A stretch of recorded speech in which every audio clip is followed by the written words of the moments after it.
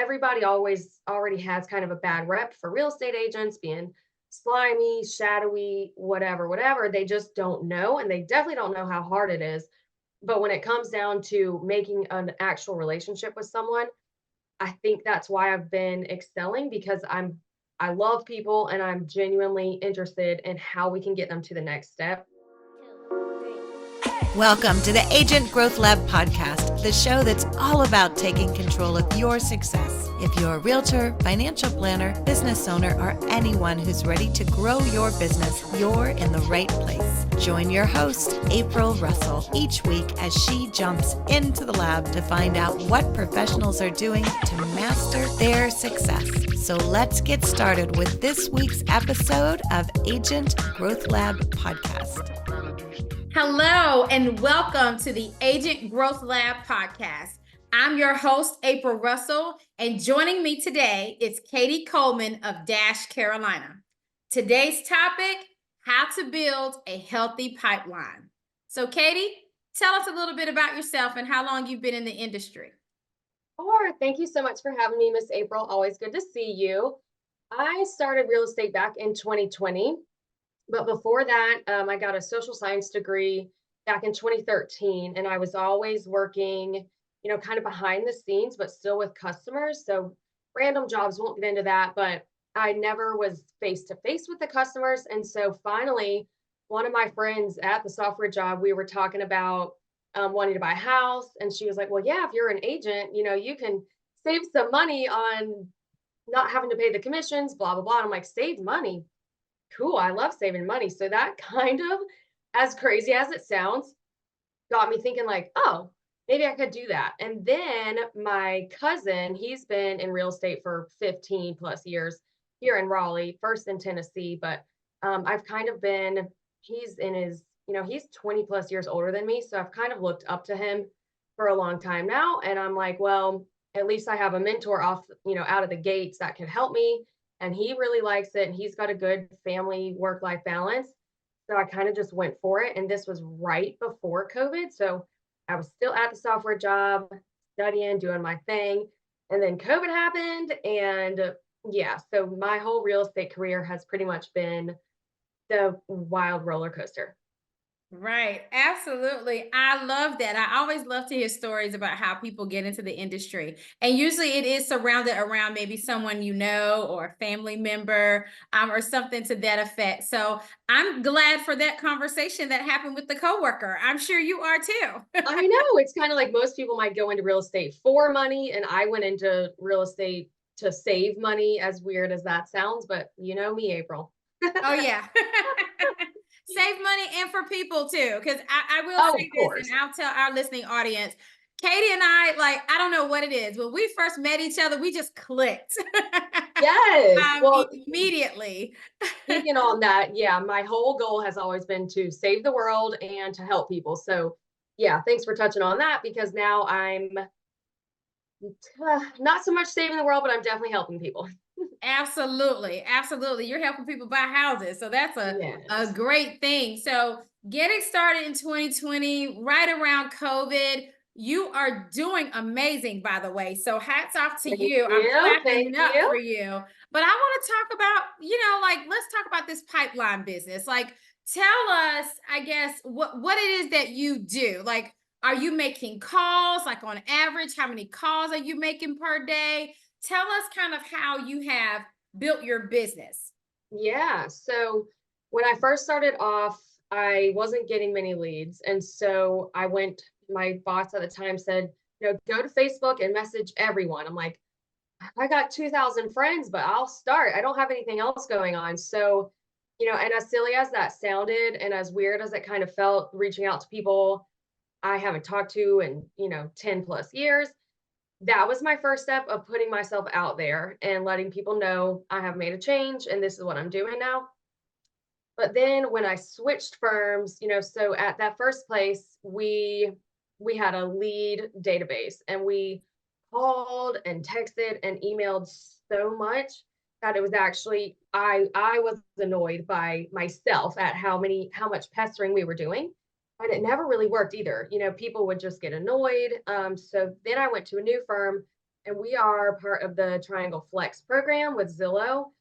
So instead of making cold calls, I wait by the phone for it to ring. So I've kind of the whole switch is I now have to be by my phone all the time instead of being on my phone the whole time. I just kind of have to wait for it. So I know that's a little bit different for everybody, but our whole approach is, if I get a Zillow call, that doesn't mean they're going to be ready to buy a house right today, as you know. So they'll call, and our main objective is to get in front of them, get them to like you, and get them to trust you.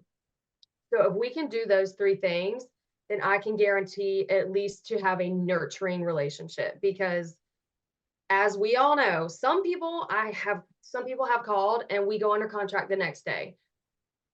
Doesn't get much better than that. But again, life's not always easy. So I again also had a call from 2.5 years ago, and we just went under contract last week. So my whole name of the game is nurturing. And then on top of that, not just, hey, how's it going? Those mass texts, mass emails. I am personalizing them. I am remembering their children's names, their dogs, their everything I can because without, everybody always already has kind of a bad rep for real estate agents being slimy, shadowy, whatever. They just don't know. And they definitely don't know how hard it is. But when it comes down to making an actual relationship with someone, I think that's why I've been excelling because I love people and I'm genuinely interested in how we can get them to the next step. So on top of the nurturing, it's different for every single person. So to take it another step, it's knowing the person and what they've got going on. So when usually the goal again, get in front of them. So hopefully I can get in front of them, get them to like me, get them to trust me, get some information, and then timeline is my next big goal of obtaining what they've got going on. I'm not going to reach out to someone every 21 days as my pipeline tells me to if they are not ready until 7 months and their grandma just died. I'm going to be checking in a month later. Hey, thinking about y'all. I'm here if you need me. And then, 2 months later, hey guys, I know your lease is almost up, following up on what they told me 3 months ago. I know that lease is almost up. You think you're ready to start looking at houses? Let me know. If not, no worries. I'm going to be here. So just let me know. And I think that understanding the timeline and not being down their throats is a huge part of keeping up with those people that just aren't ready yet, but you don't want to forget about them. Right. Absolutely. And I'm going to pull out a few things that you said, but one of the things I mainly want to pull out and the beauty of this podcast or what it is that I like to do, my goal is to ultimately help other agents. So that's why I want to talk to agents like you, Katie, who are out here doing it because you can share a few tips, tricks, and things that you're doing. But that know, like, and trust, we've all heard it before. However, it's so important and actually building true relationship with people, not just making them feel like another number or, here's this email blast I'm, sending Right. out or marketing campaign. It's no, I really want to get to know you and touch base, and really find out what's going on in your life and find out about the things that you care about. And I think that's so vitally important. But something else I also want to go back to that you said as well. And I would actually encourage people to do this. Now, mind you, I know that you're no longer with the firm that initially told you to do this, but there might be an agent out there who's just on their own. Maybe they don't feel like they have the support, or maybe their pipeline is not popping like they want it to. Why not do that Facebook Messenger and message all of your friends on Facebook? Why not? Right. And here's what I say to that. Even when I tell someone, hey, just make sure everybody in your phone, all your contacts know what you do for a living. It's like, oh, well, I haven't spoken to this person in so long. What am I going to say? And the thing about it is the way the world is right now, every day above the ground is a good day, okay? Because crazy things are out here happening, right? So just checking in, saying hello. Anybody would love to hear that from anyone pretty Right. much at this point in time, right? Just because of the way that things are. People are, you know, and I don't want to go all the way in on this, but, you know, people are losing their life just by doing basic things like going to the grocery store, going to a movie theater, like just living normal life, right? So checking in on people now, absolutely do it. They would love to hear from you. And I think that's the reluctancy that a lot of times we'll have, is that we haven't actually spoken with someone in a long time. So shoot, I might even do that Facebook Messenger thing. But Well, yeah, and so on top of that, it was quite, it took some time and it felt a little weird. But at the end of the day, confidence has carried me through the last 32 years. Okay, maybe not when I was a baby, but you can fake it until you make it. So I've been preaching to my friends for so long that you just have to be confident and you can rule a whole room, right? So just because that person went to your high school and you guys might not have been friends, it really doesn't matter, because like you said, who knows, that we were children then. So now we're adults. Now they might live down the street. Now they might, wish you were friends. You just never know. So back to my whole Facebook thing, I got my very first listing from doing that. It was a lady I used to work with at my software job, and she wanted me to list her house. And first of all, it was my very first listing. And now it's with someone that I like and trust and don't want to mess up. Like, obviously, I treat all my clients and my jobs the same. Do it, work as hard as you can to make the transaction smooth. But she trusted me, and it was kind of nice too that we were kind of getting through it together. She didn't know it was my first listing because I practiced and I trained and I was ready for that meeting, ready for the next steps. However, that first, her listing then led to the sale of her new home, and that together was, that supported my family for a few months. And then, not to mention, she told a friend about me, and it just kind of, like we've been saying, you never know. So that's what I was doing. And then now I'm trying to get better at Instagram, like you. I did not grow up in like the Instagram time, so I feel like there's a little bit of a curve I'm trying to learn. But at the end of the day, I sold a house in 5401 North, and it went really fast. And so the neighbor found me on Instagram and said, "Hey, you sold my neighbor's house really fast. We're going to sell in like a year. Would you be our agent?" And I was so ecstatic that I was actually getting an Instagram lead. It didn't even seem real. And now, fast forward, Instagram lead has now referred me to their friends in Florida, and we went under contract yesterday. So, firm believer in just sticking with it, get out of your comfort zone, and do what you got to do to get yourself out there in a, don't be too uncomfortable, but be a little uncomfortable. yeah, absolutely. And I think it's also too, it's not about, like you said, that one referral or that listing in 5401. Now it's the neighbor. Now they've referred friends and other people that they know. It's not just that one transaction or that one client that you're working with.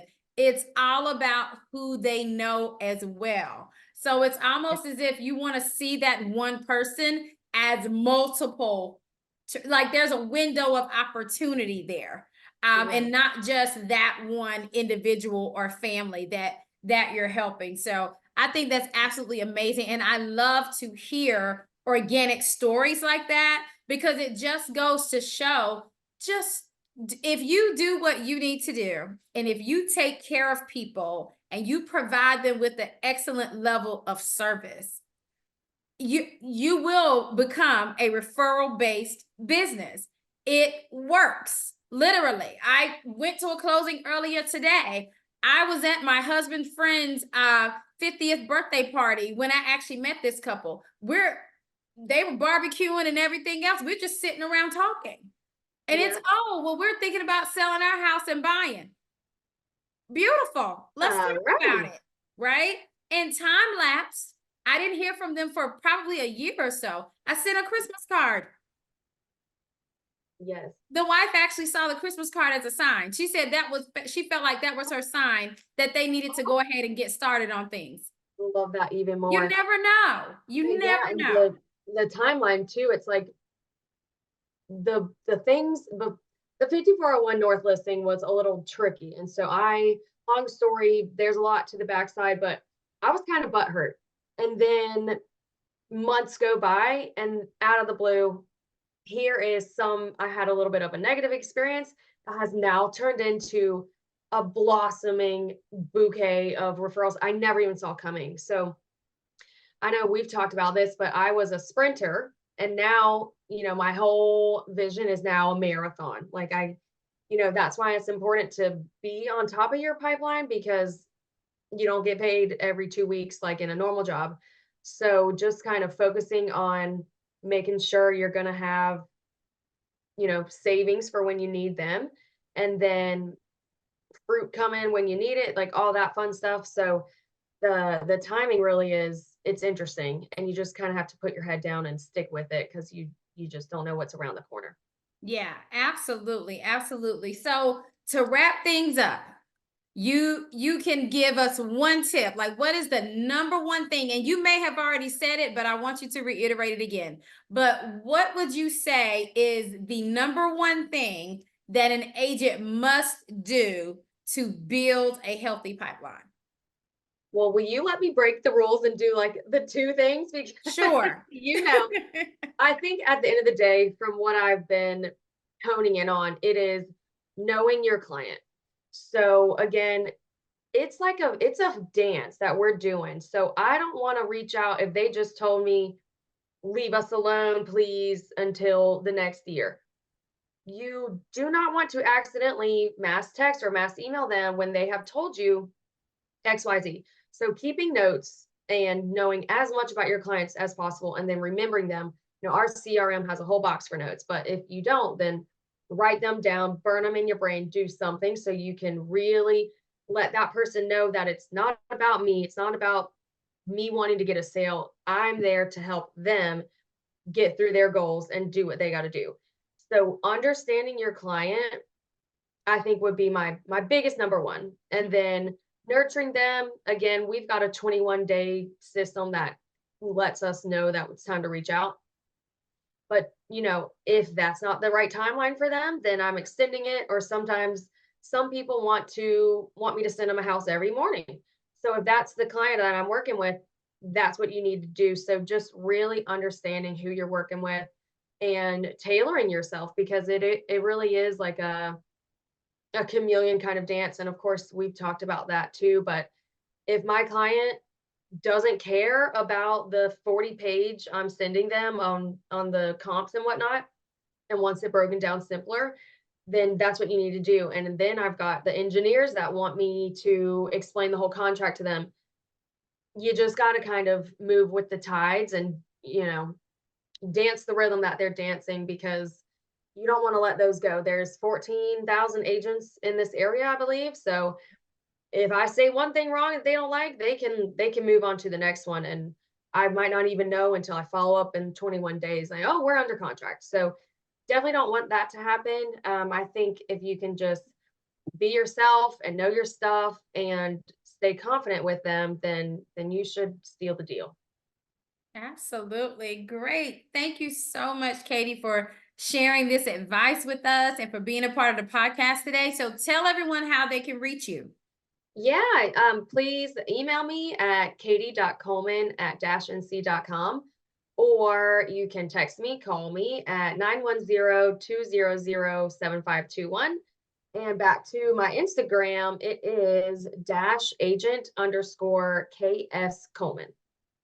Awesome. Again, Wait, April, that's actually not it. That's not it. Oh Our gosh. first blooper. It's KT Coleman. So I'll just like restart. Yep. Just that Instagram part or all of it? Yep. The Instagram part. Okay. Well, actually, no, all of it. Tell us how we can reach you. Totally. Okay, good. Should I do my email first? Like, is anybody going to email me, or should I just do like my number? It's whatever you want to share. Okay. All right. Can you say it again? Yeah. So thanks again, Katie, for joining us today, and tell everyone how they can reach you. Definitely. Thanks for having me, April. So my phone number is 910-200-7521. And my email is katie.coleman@-nc.com. And lastly, my Instagram is _agent_KT Coleman. Wonderful. Again, thank you so much for joining us today, Katie. Thank you to our listening audience again for listening to the Agent Growth Lab podcast. I am your host, April Russell, and I will see you on next week's episode. Have a good one. Bye. That's a wrap on today's episode of the Agent Growth Lab podcast. Huge thanks to our insightful guest and to you, our dedicated listeners. If you're committed to growing your business and achieving your full potential, don't forget to subscribe and check out all the episodes at www.agentgrowthlabpodcast.com. Thanks for joining your host, April Russell. We will see you next week in the lab for another dose of inspiration and actionable advice.